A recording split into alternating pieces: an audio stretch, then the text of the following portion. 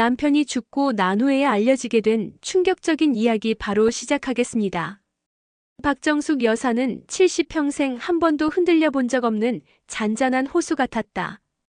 결혼 50주년을 막 지난 남편 김영호는 국내 굴지의 화학기업 한영케미컬의 창업주이자 존경받는 기업인이었다.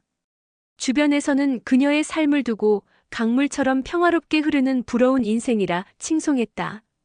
남편의 성공적인 은퇴 후 두 사람은 한적한 전원주택에서 손주들과 함께 소박하지만 행복한 노년을 보내고 있었다. 정숙은 그 삶이 영원히 이어질 것이라 믿어 의심치 않았다. 그러나 영혼의 서약은 한순간에 깨졌다. 그날은 유난히 화창한 가을날이었다. 남편은 텃밭을 거닐다 갑자기 가슴을 움켜쥐고 쓰러졌다. 구급차가 앰뷸런스 소리를 요란하게 울리며 도착했지만 그의 눈은 이미 삶의 빛을 잃어가고 있었다. 김영호는 숨을 거두기 직전 정숙의 손을 힘겹게 잡았다. 여보 미안해 다 마지막 말을 채 잊지 못하고 그의 심장은 멎었다. 남편의 죽음은 정숙에게 첫 번째 폭풍이었다. 슬픔은 쓰나미처럼 그녀를 덮쳤다. 정숙은 망연자실한 채 장례를 치렀다. 장례식에는 수많은 조문객들이 다녀갔다. 한영케미컬의 임직원들과 정치인, 재계 인사들이 길게 줄을 이었다. 김용호 회장이 얼마나 사회적으로 존경받는 인물이었는지 새삼 실감할 수 있었다. 자식들은 물론 친척들까지 정숙을 위로하며 아버지 삼촌 회장님의 마지막이 너무 갑작스러웠지만 후회 없는 삶을 사셨다고 입을 모았다. 정숙도 그렇게 믿었다. 남편이 세상을 떠난 지 한 달이 지났을 때 정숙은 슬픔을 애써 누르고 남편의 유산 정리를 시작했다. 변호사 윤지혁이 동행했다. 윤지혁은 대형 로펌의 에이스 변호사로 젊지만 유능하고 침착했다. 그는 김영호가 직접 지정한 유산 관리인이었다. 사모님 회장님께서 마지막까지 철저히 준비하셨습니다. 모든 재산이 명확하게 분류되어 있습니다. 윤 변호사는 남편의 서재에 있는 묵직한 금고를 가리켰다. 정숙은 평생 그 금고의 존재조차 알지 못했다. 남편은 늘 재산은 여자가 알 바 아니다는 고리타분한 사고방식을 고수했기 때문이다. 정숙은 불안한 예감에 휩싸였다. 평화로웠던 일상이 조금씩 균열하기 시작하는 순간이었다. 금고 문이 육중한 소리를 내며 열렸다. 안에는 깔끔하게 정리된 서류철들이 놓여 있었다.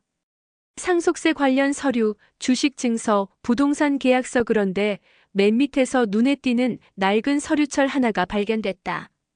겉면에는 아무런 표시도 없었지만 왠지 모르게 불길한 기운이 감돌았다. 윤 변호사가 정중하게 말했다. 회장님께서 특별히 당부하셨습니다. 이 서류철은 사모님께서 직접 확인하시라고요. 정숙은 떨리는 손으로 서류철을 열었다. 그리고 그 안에서 그녀의 삶을 뒤흔들 충격적인 진실들이 쏟아져 나왔다. 첫 번째 서류는 유채화라는 여성의 이름으로 된 주택과 상가 건물들의 증여 계약서였다. 날짜는 놀랍게도 불과 5년 전이었다. 게다가 그 증여가 이루어진 시점에는 남편과 유채화 사이에 태어난 것으로 보이는 무려 20살이 넘은 아들의 이름까지 명시되어 있었다. 정숙은 숨이 턱 막혔다. 50년 해로를 믿었던 남편에게 숨겨진 여인과 심지어 아들이 있었다니. 그녀의 머릿속이 새하얗게 변했다. 믿을 수 없는 현실에 손이 덜덜 떨렸다. 그것은 시작에 불과했다. 다음 서류는 더 충격적이었다. 한영케미컬의 자회사에서 이루어진 수십억 원대의 비자금 조성 내역과 함께 그녀의 아들이 운영하는 회사가 그 비자금 세탁에 연루되었다는 정황이 담긴 보고서가 있었다. 그리고 그 비자금이 어떤 정치인의 선거 자금으로 흘러들어간 증거까지. 정숙은 가슴이 철렁 내려앉았다. 그녀의 아들이 자신의 자식까지 남편의 추악한 거래에 이용당했다는 사실에 정숙은 피가 거꾸로 솟는 듯했다. 마지막 서류는 정숙의 눈을 가장 크게 뜨게 만들었다. 30년 전 정숙의 친정아버지가 운영하던 중소기업이 한영케미컬의 악의적인 기술, 탈취와 공작으로 부도났다는 기사와 그로 인해 아버지가 충격으로 돌아가셨다는 내용의 오래된 신문, 스크랩, 그리고 남편이 당시 작성했던 것으로 보이는 계획서까지. 남편은 자신의 성공을 위해 심지어 처가의 기업을 무너뜨렸고 그로 인해 정숙의 아버지가 목숨을 잃었던 것이다. 정숙은 억장이 무너졌다. 그녀는 평생 남편을 존경하며 따랐다. 아버지가 돌아가신 것도 과로 때문인 줄로만 알았다. 그런데 이 모든 것이 사랑했던 남편의 손에 의해 계획된 비극이었다니. 슬픔은 사라지고 오직 배신감과 지독한 분노만이 남았다.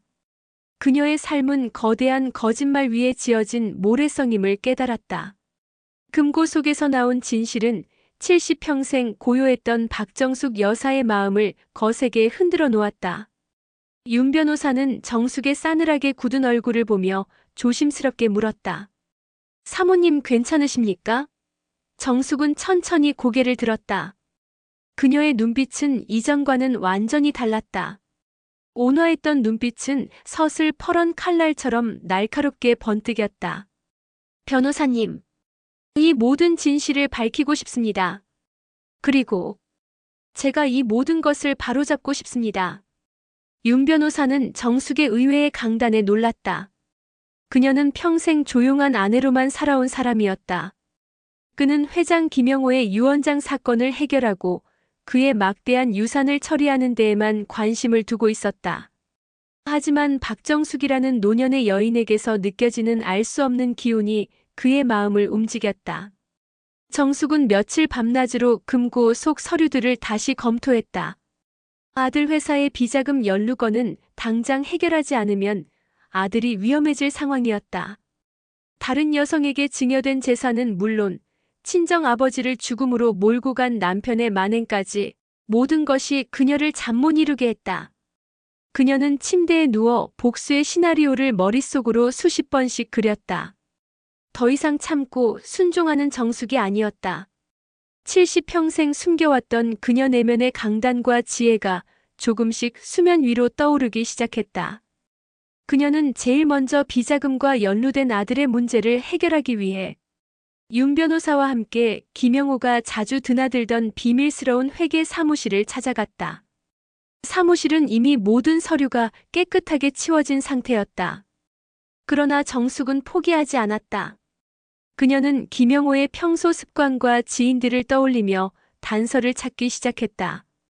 김영호가 늘 비상 연락망으로 사용했던 오래된 삐삐를 찾아냈고 그 안에 남아있는 암호화된 메시지들을 윤 변호사의 도움을 받아 해독했다.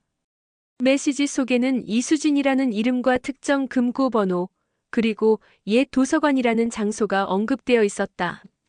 정숙은 망설임 없이 윤 변호사와 함께 그 옛 도서관을 찾아갔다. 그곳은 낡고 허름했지만 한영 케미컬의 창업 초기 자료들이 보관되어 있는 비밀스러운 아지트였다. 그곳 금고 안에는 김영호가 오래전부터 모아온 한영 케미컬의 추악한 이면을 증명할 결정적인 증거들과 함께 충격적인 내용의 녹음 파일이 발견되었다. 녹음 파일 속에는 김영호가 자신의 성공을 위해 이수진의 가정을 파괴하고 그녀의 가족 기업을 가로채는 대화가 고스란히 담겨 있었다. 그리고 그 뒤에 희생된 이수진의 가족이 있었다는 것이었다. 이수진이라니. 이 이름은 정숙의 눈이 휘둥그레졌다. 이수진. 그 이름은 남편에게 재산을 증여받은 여성의 이름은 아니었다. 하지만 어딘가 낯설지 않았다. 30년 전 친정 아버지 회사와 같은 시기에 부도났던 또 다른 중소기업 사장의 딸. 김영호의 기술 탈취로 인해 아버지를 잃었던 이수진. 복수는 이미 30년 전부터 예정되어 있었던 것처럼 서로 다른 시간 속에 상처들이 엮여 들어가는 것을 정숙은 직감했다. 정숙은 윤 변호사에게 이수진을 찾아달라고 부탁했다. 며칠 후 윤 변호사의 연락을 받고 찾아간 곳에서 정숙은 이수진을 만났다. 이수진은 평범한 꽃집 주인이 되어 조용히 살아가고 있었다. 정숙은 그녀에게 자신이 발견한 김영호의 만행과 녹음 파일을 들려주었다. 이수진은 처음에는 냉담했다. 복수요? 무슨 소용이죠? 이미 다 지난 일인데요. 그녀의 눈에는 깊은 체념과 오랜 상처가 드리워져 있었다. 하지만 정숙은 포기하지 않았다. 이 여인에게도 남편에게 당한 아픔이 있다. 그 아픔을 함께 해소해주고 싶다. 윤 변호사의 눈에 비친 정숙은 더 이상 연약한 노인이 아니었다. 김영호의 비밀 금고 속에서 윤 변호사가 보았던 자료들에는 이수진이라는 여성이 수십 년 전 자신의 아버지가 운영하던 중소기업이 김영호에 의해 파괴당하고 가정이 몰락했다는 증거들이 가득했다. 이수진 역시 김영호에게 복수를 꿈꾸고 있었던 것이었다. 이수진 씨, 당신 아버지의 한도 풀어드려야죠. 나도 이대로는 못 살아요. 내 남편 김영호는 당신 아버지에게도 씻을 수 없는 죄를 저질렀어요. 정숙의 진심 어린 설득에 이수진의 눈빛이 흔들렸다. 김영호에게 당한 상처는 세월이 흘러도 아물지 않았던 것이다. 결국 이수진은 정숙의 제안을 받아들였다. 좋아요. 제가 아는 김영호의 더 추악한 비밀들이 있습니다. 이수진이 내민 자료는 정숙이 가진 것보다 훨씬 더 구체적이고 광범위한 증거들이었다. 김영호가 어떻게 사람들의 약점을 잡고 기업을 인수합병했는지, 심지어 정재계 인사들과 결탁하여 비자금을 조성하고 정치 자금으로 활용했는지에 대한 상세한 기록들이었다. 정숙은 경악을 금치 못했다. 이 정도라면 김영호의 모든 과거가 드러날 것이고 한영 케미컬은 물론 연루된 수많은 사람들의 인생까지 송두리째 뒤흔들 사안이었다. 복수를 계획하는 동안 정숙은 윤지혁 변호사와 많은 시간을 보내게 되었다. 윤 변호사는 처음에 사무적인 태도와는 달리 정숙의 강인한 모습과 깊은 인간미에 점차 감탄했다. 그는 정숙의 이야기를 들으며 그녀가 겪은 고통에 진심으로 공감했다. 정숙 또한 윤 변호사의 침착하고 이성적인 면모 뒤에 숨겨진 따뜻한 마음에 의지하게 되었다. 어느 날 밤 복잡한 서류들을 검토하다 지친 정숙이 차를 마시며 한숨을 쉬었다. 변호사님, 이 모든 것이 끝난 후에 저는 어떻게 살아가야 할까요? 윤 변호사는 따뜻하게 웃으며 말했다. 사모님은 다시 여사님의 삶을 찾아가셔야죠. 잃었던 시간만큼 더 행복하게 사셔야 합니다. 제가 도와드리겠습니다. 정숙은 그의 말에서 위로를 넘어선 묘한 감정을 느꼈다. 어쩌면 남편에게 받은 상처를 치유해줄 새로운 인연이 될 수도 있겠다는 생각. 50대 남성과 70대 여성의 로맨스. 어찌 보면 세간의 비난을 받을 수도 있는 파격적인 관계였지만 지금 정숙의 마음속에는 나이와 세상의 시선이 중요하지 않았다. 그녀는 이제 남편의 아내가 아닌 박정숙으로서 온전히 서고 싶었다. 윤 변호사의 존재는 그녀에게 복수의 파트너를 넘어 메말랐던 마음에 다시금 꽃을 피울 수 있을 것 같은 희망을 안겨주었다. 6. 복수의 완수 폭로 그리고 반전. 정숙과 이수진, 윤 변호사는 치밀한 계획을 세웠다. 녹음 파일과 증거 자료들을 언론에 일제히 공개하기로 한 것이다. 기자회견 날짜를 잡고 모든 증거를 정리했다. 그러나 예상치 못한 변수가 발생했다. 김영호의 그림자 아래에서 이익을 얻던 사람들이 움직이기 시작한 것이다. 정숙의 아들에게 접근하여 회사의 비리를 언론에 폭로하겠다며 협박했다. 아들은 패닉에 빠져 어머니에게 제발 모든 것을 덮어달라고 애원했다. 정숙은 흔들렸다. 자신의 복수가 자식까지 위태롭게 만들 수는 없었다. 하지만 이수진이 정숙을 다독였다. 사모님, 이렇게 주저앉으면 그들의 승리입니다. 회장님께 희생당한 사람들의 한은 누가 풀어줍니까? 아드님 문제도 저희가 해결할 수 있는 방법이 있습니다. 이수진은 자신이 미리 확보해둔 김영호와 검찰 고위직 간의 비밀 통화 기록을 공개했다. 그들은 김영호의 비리를 알고 있었지만 오히려 이를 이용해 자신들의 입지를 다지고 있었다는 사실이 드러났다. 마침내 기자회견 날, 수많은 언론인들이 카메라를 들고 몰려들었다. 정숙은 담담하지만 단호한 표정으로 단상에 올랐다. 그녀는 준비해온 연설문을 읽어 내려갔다. 남편 김영호의 추악한 이중생활, 친정 아버지를 죽음으로 몰아넣은 만행, 아들을 이용한 비자금 조성, 그리고 수많은 사람들을 희생시킨 그의 탐욕을 하나하나 폭로했다. 그녀의 목소리는 떨렸지만 그 안에 담긴 진실의 힘은 누구도 막을 수 없었다. 이수진도 단상에 올라 자신과 가족이 겪었던 아픔을 증언했다. 뒤이어 윤 변호사가 법적 증거들을 제시하며 모든 의혹을 뒷받침했다. 기자회견장은 술렁이었다.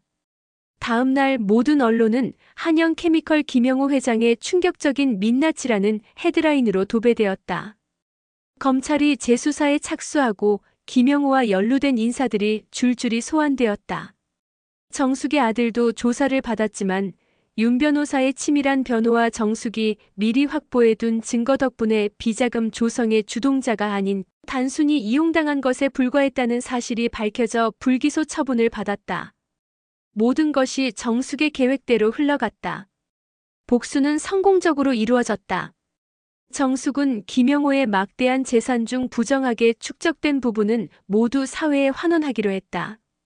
그리고 이수진을 포함하여 김영호에게 피해를 입었던 이들을 돕기 위한 재단을 설립했다. 그녀는 더 이상 슬픔에 잠긴 과부가 아니었다. 정의를 바로 세운 영웅이자 새로운 삶을 살아가는 한 여인으로 다시 태어났다.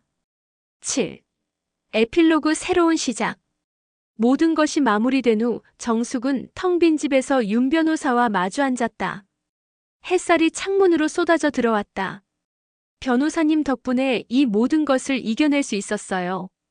정말 감사합니다. 윤 변호사는 정숙의 손을 따뜻하게 잡았다. 사모님은 제가 만난 가장 강인한 분이셨습니다. 이젠 사모님의 삶을 사셔야죠. 제가 옆에서 돕겠습니다. 정숙은 윤 변호사의 손을 잡고 창밖을 내다보았다. 황혼이 드리운 하늘은 붉게 물들어 있었다. 끝은 새로운 시작을 의미했다. 50년의 고통과 분노를 털어낸 그녀의 얼굴에는 비로소 평화롭고 온화한 미소가 번졌다. 나이 들어 시작된 파격적인 인연은 서로의 아픔을 보듬고 새 삶의 희망을 주었다. 그녀는 이제 김영호의 아내가 아닌 오롯이 박정숙이라는 이름으로 빛나고 있었다. 비록 남은 생이 얼마 남지 않았을지라도 그녀의 삶은 이제 진정한 자유와 행복을 향해 새롭게 나아가고 있었다. 정숙은 윤 변호사의 어깨에 살포시 기댔다. 잔잔한 미소를 지은 채 새로운 인생의 챕터를 열었다. 그녀의 이야기는 이제 막 시작된 것이나 다름없었다. 구족해 주셔서 감사합니다. 밥 퍼주는 할머니였습니다.